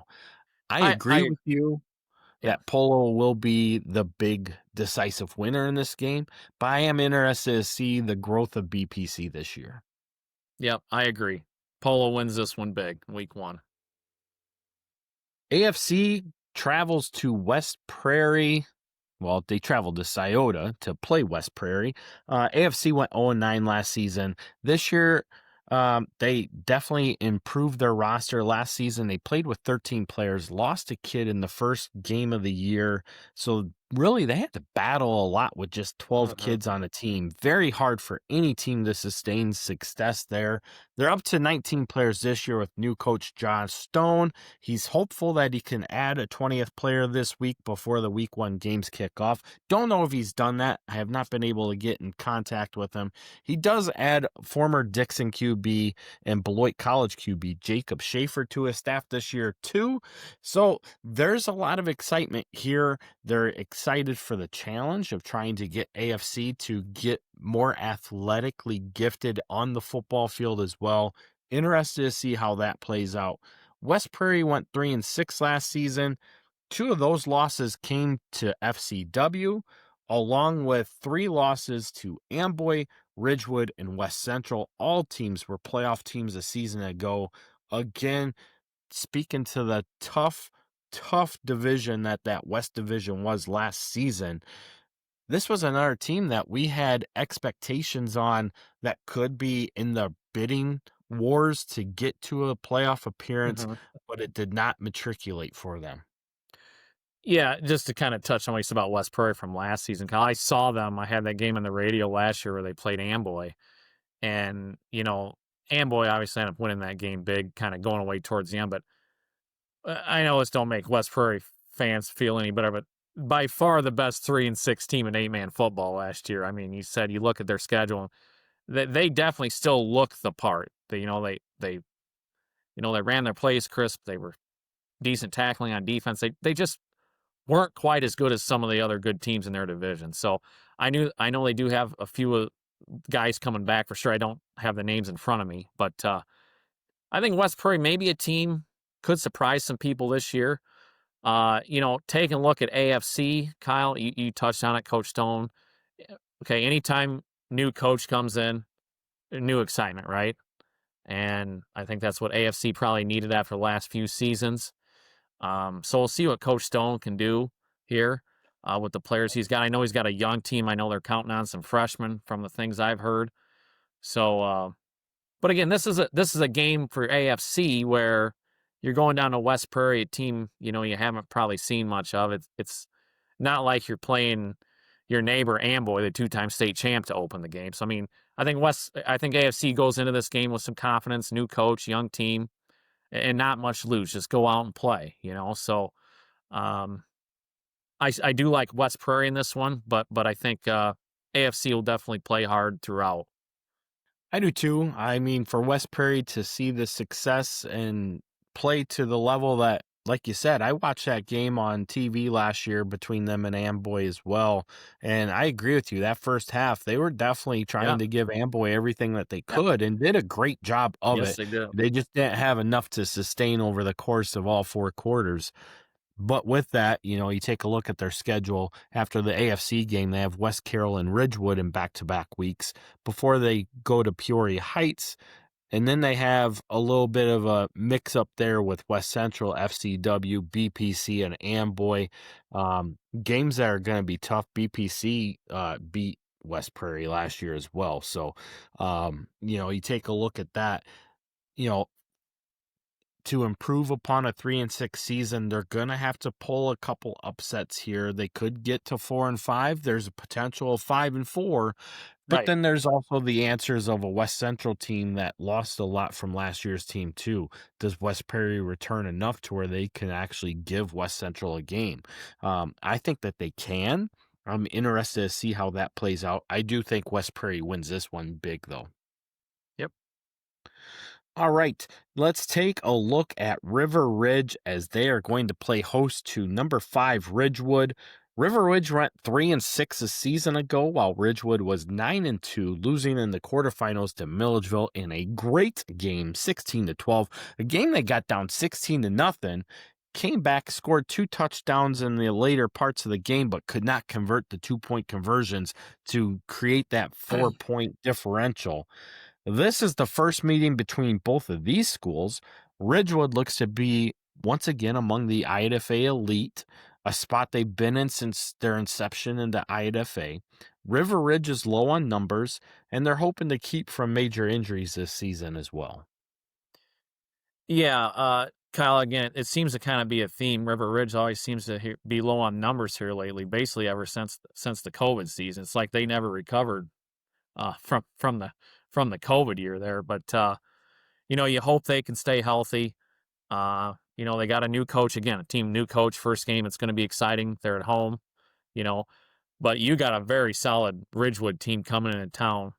And it starts with one of my top players in all 8-man this year, Kyle Wes Sandberg, on both sides of the football for the Spartans. This kid's fun to watch.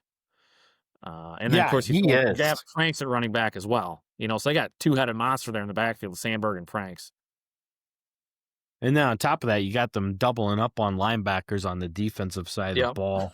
And then you have Tyler Bethel returning as well. So, a new coach as well for Ridgewood under Dawson Anderson, who's taken over. That gives it a little bit more of a different appearance. But, Ridgewood looking to have somewhere in the low 40s for players going out, which is great for Coach Anderson. Speaks to what Ridgewood has done as far as rebuilding the program since they moved into 8-man football. They've had the success with that. They've grown, and they are a fun team to watch. I expect that to continue despite the fact that Coach Elder has moved on to another school, but Coach Anderson moving in with knowledge around the Ridgewood program as well. Mm-hmm. This will be exciting, and I'm very intrigued to see what Ridgewood does to replace a lot of the players that have left. But like you said, Franks and Sandberg, you can't find 2 better guys to build around to create a team to find success here in 2025. Yeah, there's no doubt about it. These, like I said, these 2 are going to be fun to watch. And you mentioned the numbers for Ridgewood, Kyle. I've seen them play at least once in person every season. They've been an 8-man, and just the way that program's run or was run under Coach Elder, I expect that to continue. So they'll have pretty much all those same assistants back as well. But all those numbers they have, the kids on the sideline, they're into the game, they're paying attention. It's a program, Kyle. I mean, the expectation is those kids on the sideline, even if you're a freshman and you're not getting into the game, like, you're still expected to be paying attention and learning the system and cheering your team on. And they just kind of understand the whole program atmosphere there at Ridgewood. So, but, like I said, having near 40 players out, they're going to be able to find 8 guys that can be on the football field. And this is a very, very dangerous team. And, boy, River Ridge, they better be ready to go from the opening whistle here. Kyle, River Ridge does have some guys back, though. They got some guys to build around here. Probably my favorite player, if I was to pick one for Ridge, would be the tight end Seth Reese. He's 2-way player, tight end, defensive line. This kid can make some plays. Yeah, he's kind of a big body kid. Or at least is growing to be a big body. I mean, I shouldn't say he's big body that way, but he's gotten strong. He's getting taller. Definitely looks good on the field. Another kid that returns is running back Hamish Bowden as well, along with Caden Bauer, who kind of had a little bit of a freak injury here. He's okay. Everything's okay, which is great to hear, but he might not be available this week in this game, which could put a little bit of pressure on River Ridge to perform, Right. hoping that he does get back for a quick return. Right now it's everything's looking good, which is good to hear.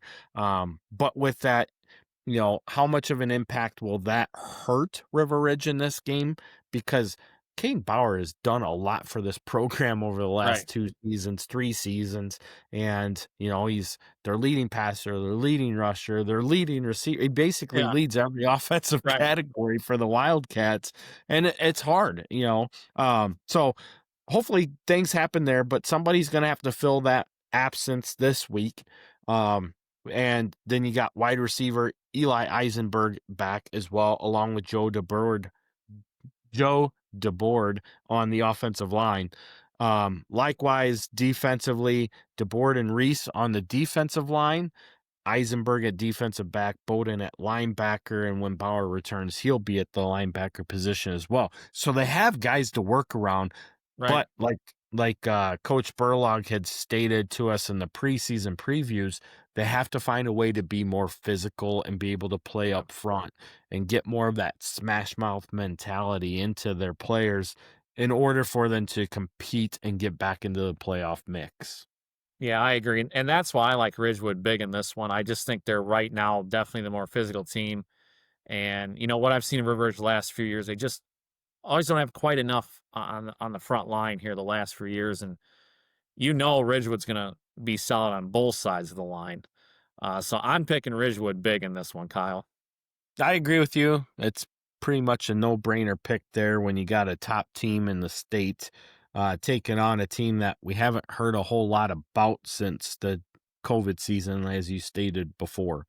So when we return, we're going to jump to our Prairie State 8-man game of the week. We'll be right back. When it comes to planning for your future, you want someone you can trust. At Prairie State Investments, Mark Pfeiffer is here to help you build a plan that fits your life, your family, and your goals. Whether it's retirement, college savings, or investing wisely for tomorrow, Mark has the knowledge and local commitment to guide you every step of the way. Don't leave your future up to chance. Call Mark Pfeiffer at Prairie State Investments today at 815-668-8131 and start investing with confidence. Joe, our Prairie State 8-man game of the week features number 1 versus number 2. Milligville hits the road to the harbor to take on Amboy, a rematch of the state title game. These two played at Monmouth, where Amboy was victorious 42-14 last season. Milligville finished the year 11-2. Those two blemishes, one to Polo in the regular season that they avenged in the playoffs in the semifinals, and then the other to Amboy in the state championship game. While Amboy won back-to-back titles and finished at 12-1 in the year, that one loss comes from the team we just got done talking about, Ridgewood, last year. There's a lot of hype this season as these two teams meet up once again, but if you really want to talk about hype, I've heard it from you, we've talked about it ourselves.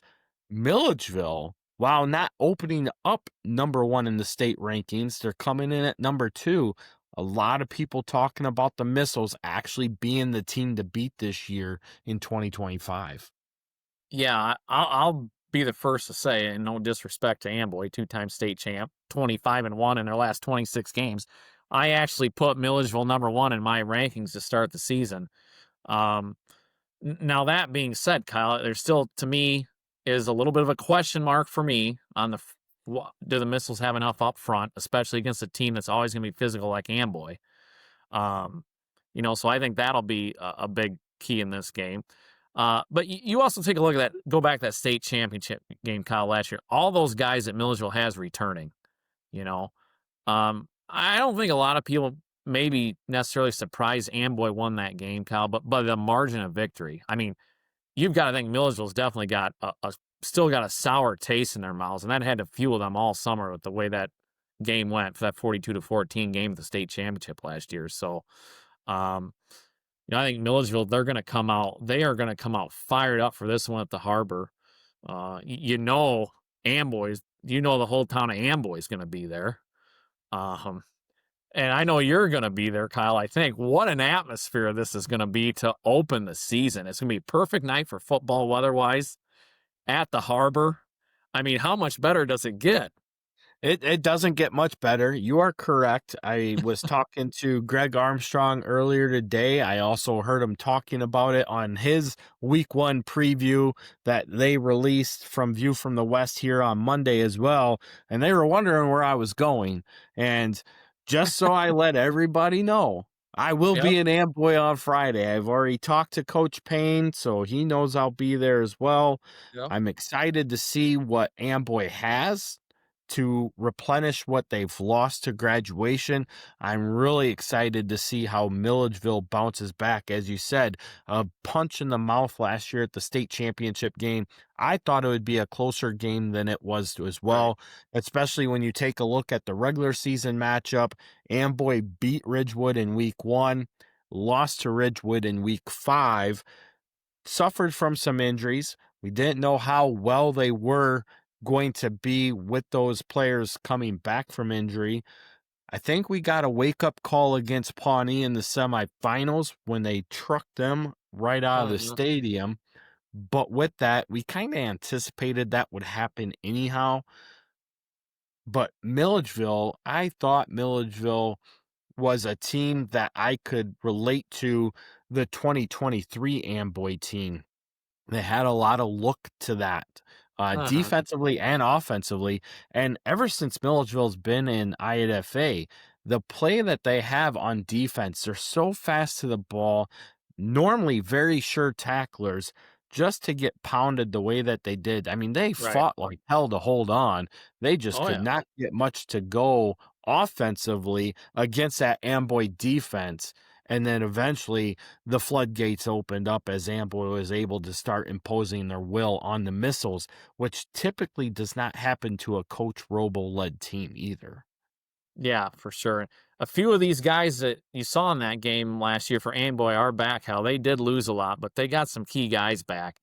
Tight ends, Riley McNitch, Evan Flanagan, 2 big-bodied tight ends, along with the junior offensive lineman, Trevor Stenzel. So that's a good base up front, and out of that front 5, you got 3 guys back in McNitch, Flanagan, and Stenzel. And then you take a look at defensive backs. Cody Wynn, one of the faster guys in the NUIC at defensive back. And then, of course, Flanagan back in the defensive line along with the linebacker, the junior Caden Heath. I love watching this kid play. This kid flies the football. He just likes to hit. I think, Kyle, one of the keys to this game, Amboy going to have an all-new backfield, okay? So, big game here, home game, big-time atmosphere, playoff-type atmosphere. You got a new quarterback. Eddie Jones is gone. Seemed like he's been the Amboy quarterback forever. So you're going to bring in the junior, I believe it's Tanner Welch. So, there's probably going to be some early game possible nerves there for Welch. And then, you're going to have some new running backs as well. I believe Jose Lopez. I think Heath will carry the ball some. Colt McCoy will carry the ball some. So again, these Amboy kids, Kyle, they practice against state champions the last 2 years, but there's still something different. Week 1, that first taste of getting hit, by the likes of a team like Milledgeville. Absolutely. And like you said, I mean, this is an Amboy team since their inception in the 8-man football. They went to the semifinals and they have been in Monmouth each of the last 3 seasons since that semifinal appearance. So with that, like you said, not only have they started to rebuild the culture and the program at Amboy, they have a lot of these younger guys that's all they've gone up against since freshman year are state championship caliber teams every single week in practice. Well, when you keep doing that and you get those longer practices and you're playing 13 games a year, you're getting 4 weeks of additional practice over every team in the state that you're going to continue to improve, because you take a look at this year's seniors, they've had 12 extra games. Yeah. That's a season plus They've a had an semifinal extra run season. extra. Yeah. Yeah. It's like they've already played their senior year. They've had 12 extra weeks. Exactly. That is huge Yes, for I all agree. of these guys. So, I agree. Milledgeville is the team to watch.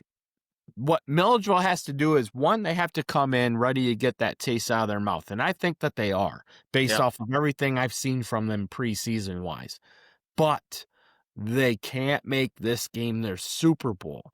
There's a bigger game coming down the road that will be that level. They cannot have that happen here. They have to go in, take care of business, look at it week to week, and then be able to continue to improve as the weeks go on. This ain't the only big show game matchup that they have on their schedule, but that's not what I'm talking about. I'm talking about when we hit the playoffs. Right. They got the monkey off their back last year, but now there's bigger eyes on them this year. Yeah, no doubt. Of course, Kyle, it does help when you got some of these names back. And boy, these are just Milledgeville names. Carter Livingood, Spencer Nye. I'm starting with those two guys, Kyle. You talk about two guys that just love to play football. I mean, these guys are so fun to watch on both sides of the ball. Yeah, you go back to when Milledgeville was in their heyday in the late 90s, there was Josh Nye was on that team. Yeah. Now we got Spencer Nye, his nephew there. And then, it just seems like every good team that comes through Milledgeville, there's a Nye on the team. And, like you said, it's a Milledgeville name. Very excited to see what Spencer and I will do. I like the fact of having Jaden Promenschenkel back in that backfield with him. Wide receivers, you're going to see former quarterback move Evan Shank into that wide receiver position. Kyson Francis will regain the reins to the Milledgeville offense. Had a heck of a year last year as a freshman. Will solidify that role this year. He's got some good players to get the ball to, especially when you look at Connor Johnny Johnson at wide receiver. Johnny's been a big playmaker for Milledgeville, and it seems like we've been talking about him for 5 years now, but he's finally in his senior year.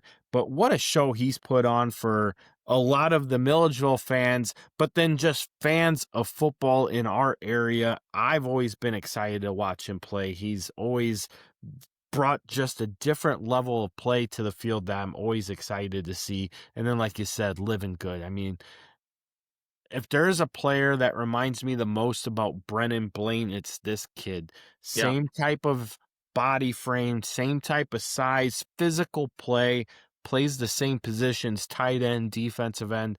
Definitely excited for him.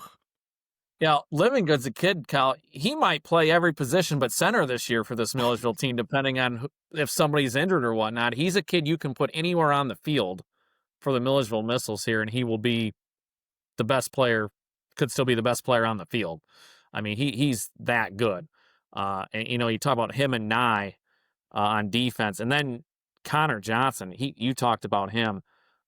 He is just a lockdown corner as well. He's just as good defensively as he is offensively. I mean, it's hard to throw against this Missile team because you got Nye and Livingood coming after you, and then you're gonna have Connor Johnson covering your best wide receiver. Yeah, I mean, and then you throw Shank on the other side of the field defensively too. I mean, right, exactly. He can play just as good of corner. He doesn't quite have the speed that Johnson has, but he knows where to be and how to defend the pass. And then he's not afraid to come up and make a lick on you on the run game either. So, these guys do a great job of sealing off the edge, which is what you want in run defense.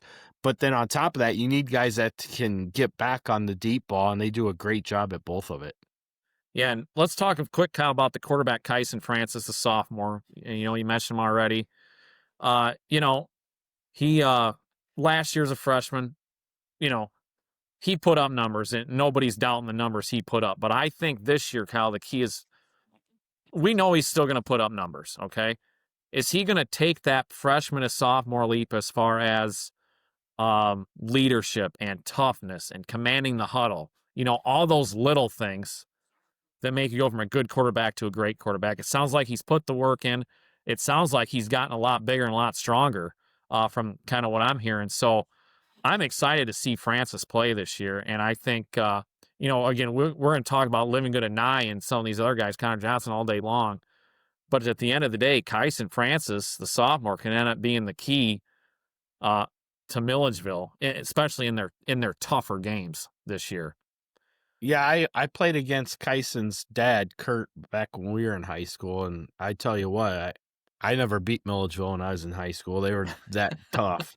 That was at the time where they had a big team. I mean, physical Right. team. They had a team that went like 8-2. They had another team that went 5-4. That they still beat us, keeping us out of the playoffs. But then my senior year, at one point, they were ranked number 3 in state. Yeah. Had the number 1 seed in the playoffs, lost in the semifinals to the eventual state champ Carthage, who knocked us out in the first round of the playoffs that year. Right. But then on top of that, they doubled up the very next year and went right back to the semifinals again. So, Yep. Obviously that was 30 years ago almost, but still a great 25, Kyle. Give yourself a little credit there. 25, 26. Yeah, well, it seems like forever ago. Right, but right.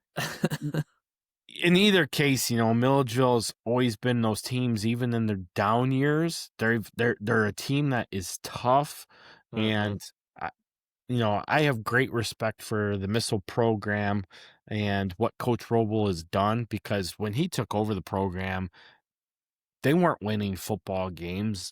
They had to go through the doldrums and get back. I mean, there was 0-9, 1-8 seasons. They had to build this thing back up. Oh, yeah. And they've done an exceptional job doing that. Yeah, so Kyle, on my 8-man podcast I did earlier in the week, I picked Milledgeville, and I'm going to stick to it in this one. Again, I think this Amboy team is going to be really good. I really do. I just think the Amboy team you see week 1 is not the one you're going to see come week 10. I just think they're a little bit inexperienced at some key positions. I think Milledgeville is going to be a little bit hungrier, possibly. That revenge factor. I'm picking Milledgeville in this one, but man, it should be a classic, Kyle. I can't wait. I'm hoping it is, because I'm making the drive down to see this one specifically. Quite the drive for you, isn't it? That's quite the drive. There's no easy way to get to Amboy. No, not from your house, there isn't. So, but yes, I am very excited for this game. It's one of those games where I agree with you. It's hard to pick against Amboy. I picked against Amboy last year for the state championship game. I got it thrown right back in my face. I remember saying on the View from the West podcast, I'm going to take the missiles, baby. And then I got to watch Tyson Powers sit there and yell, I'm taking the Clippers, baby, on the football field after the game. We had a good joke and laugh about it as he kind of threw that back in my face. Well deserved, of course. So, Coach Powers, I'm sure he'll be listening to this, but right. I agree with you. I'm taking Milledgeville in this game too. I just think that the experience level going into week 1 will be the difference maker. But like you stated, Amboy does have experience. We just don't know exactly what they have yet. They have some things that they got to work on. Right. They'll be a different team come week 10 from week 1. Yeah. Yep, for sure. So let's take a look around the state at other games within our top 10. The first one we're going to look at is number 4 Pawnee, as they will play host to number 9 ranked St. Thomas More. Another game featuring top 10 teams to open up week 1. Yeah, I like Pawnee in this one, Kyle. I think they just, the experience of the quarterback, Caden Ward, come back along with Dakota Coyne at wide receiver. Not sure. Maybe we'll see him at some running back even this year. We'll have to wait and see. They got the barrier kid back on the offensive line. They got 4 or 5 stars back on defense. St. Thomas More, of course, the new coach. And they got some key guys to replace as well. The quarterback Reed Craddock They do have some guys back at wide receiver, though. So I'm not sure the new coach, Kerry Matthews, what kind of style he's putting in and whatnot, but I like Pawnee in this one, Kyle. I do too. I mean, talking about the wide receivers for St. Thomas More, I really like Marty Devaney. Yes. But he's got to have a quarterback that can get him the ball. We don't know what that looks like yet. Perhaps that we can see that happen. Devaney's going to be a huge playmaker for the Sabres. I too like Pawnee. Another team that has rebuilt their program. Coach Josh Talley has this team going in the right direction after taking over in year one. And then he's got a bunch of kids that believe in it. They're feeding off of that semifinal game appearance last year. They just got done with the scrimmage against Amboy, who knocked them out last year. I'm interested to see how that scrimmage went. I haven't heard a whole lot about it. I did hear it went well, but I don't know how well it went between Amboy and Pawnee, just that it went well. So it's kind of vague, right? So I do like Pawnee in this game as well. Next game's going to be another top 10 matchup featuring number 6 St. Anne as they travel down to number 7 Martinsville. St. Anne we talked about with Pomeranski at quarterback returning, along with Langelier at wide receiver. Obviously, they lose Chris Link, but they got some playmakers that can still make plays. Coach Alan Rude did a great job of bringing St. Anne in and getting them to the quarterfinals last year. But on the other side of the ball is a Martinsville team that no matter how many kids they have out, it always seems like they're a tough team that is going to play you to the very end of every game. Yeah, no doubt about it. Martinsville, they've been involved in a lot of close games against, some of the better teams the last few years. And I like Martinsville at home in this one. Now, that being said, I'm not going to be surprised if come Saturday night I see that St. Anne won this ball game. I just think being at home, maybe a little bit more coming back than St. Anne does. I think my biggest concern, Kyle, is St. Anne just, how you replacing those 25 carries a game from everything running back Chris Link. I think, and maybe I'm overanalyzing that. Maybe they have the answer and I just don't know. But I think that's maybe I'm just leaning Martinsville a little bit in this one. Yeah, I'm gonna differ from you. I am going to take St. Anne. I think Coach Rude's got some things that he knows he can work on to make this a game. And I'm interested to see it play out. But for some reason, I've been pretty high on St. Anne this year. No disrespect to Martinsville, because I expect them to be in the mix by the end of the year as well. For sure. But I don't know. There's something about St. Anne I just like, and I don't know if I can place my finger on it to say. But, Quentin Thompson at running back, I think that will be the guy that takes the place of Chris Link. And then, like I said, with Langelier and Pomeranski there, if they have a good offensive line that can play they got to pick up the physicality just a bit. That's where Pawnee got him in the quarterfinals, was Pawnee just kept bringing it. I felt like St. Anne just relied too much on skill, where Pawnee didn't care about skill. They were going to punch you in the mouth, and that's exactly what happened in this game. Granted, it did get wet there. It was a rain game. St. Anne used to playing on turf. Scat back type of guy in Chris Link. Poor footing, where you had Caden Ward on the other side just being able to bludgeon you. I don't know. I like St. Anne. I do. I like St. Anne in this game. We'll see. All right, let's take a look at number 12, South Beloit. They will play host to Christian Life. We already talked in our preview show last week about Coach Radeski and his excitement for this upcoming season for the Sobos. A lot of good players coming back. Christian Life obviously hasn't had a whole lot of success on the football field. This should be a runaway game for the Sobos, especially to kick off the year. Yeah, I agree. South Beloit, they got a lot of guys coming back from that playoff team that lost to Milligville in the first round last year. It's a team I really like going into the season. And I really think South Beloit, they're looking to take that next step this year. And this is a game when you look at South Beloit's schedule, it's like, okay, we should win this game if you're South Beloit. And I agree, Cal. I think they won this big. Christian Life, Coach Vestein, they were 2-7 last year. They do have some guys coming back though. I believe they bring 5 starters back on the offensive side of the football. So they do got some things to work with there. But I just think South Beloit's so much more experienced and a lot more physical than the Eagles here.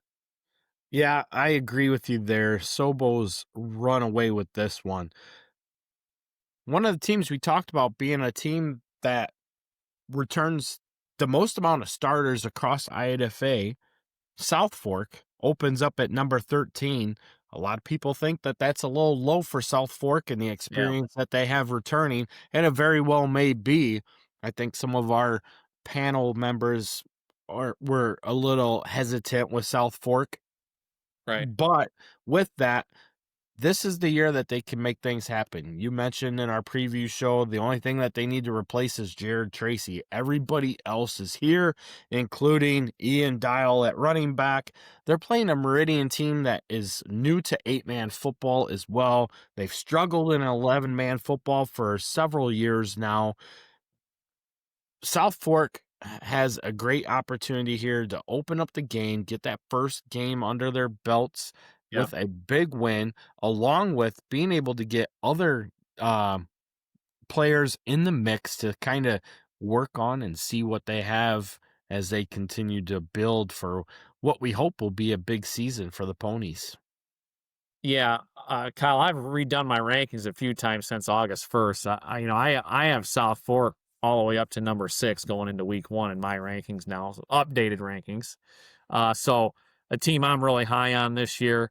Like you said, all their starters for the most part coming back, and that's a tough start for Macon Meridian. Your first game in 8-man, you're going to be playing one of the top teams in my opinion in all the state. So yeah, I agree. The Ponies probably win this run going away, I would think. And you got South Fork. This is a Saturday game as well, Saturday evening. They have 5 of their 9 games are going to be played on Saturdays. Nothing better than playing on Saturdays. When you get to the playoffs, you're playing on Saturdays anyway. Right. So they're going to get a great taste of what playoff football will feel like right out of the gates here.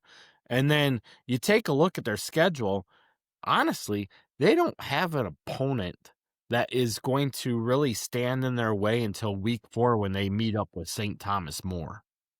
Yeah, I think South Fork, Kyle, I'll just say it, I think we're looking at 3 running clock wins for South Fork to start the season here. I'm excited for Coach Hanlon. I think that he's done a great job with this Ponies team. And, I think this is the year we see South Fork do some damage because, if they can get the wins under their belts and get a higher seed, they can definitely stay away from Ridgewood in the first round, which seems to be their nemesis when it comes to playoffs. All right, the last game we're going to talk about is number 16, Metro East Lutheran, as they play host to Unity Christian. Unity Christian has Jordan Hopman back as head coach. He was there when they were still Decatur Lutheran LSA. Stepped down for various reasons. Steps back in this year as the head coach for UC.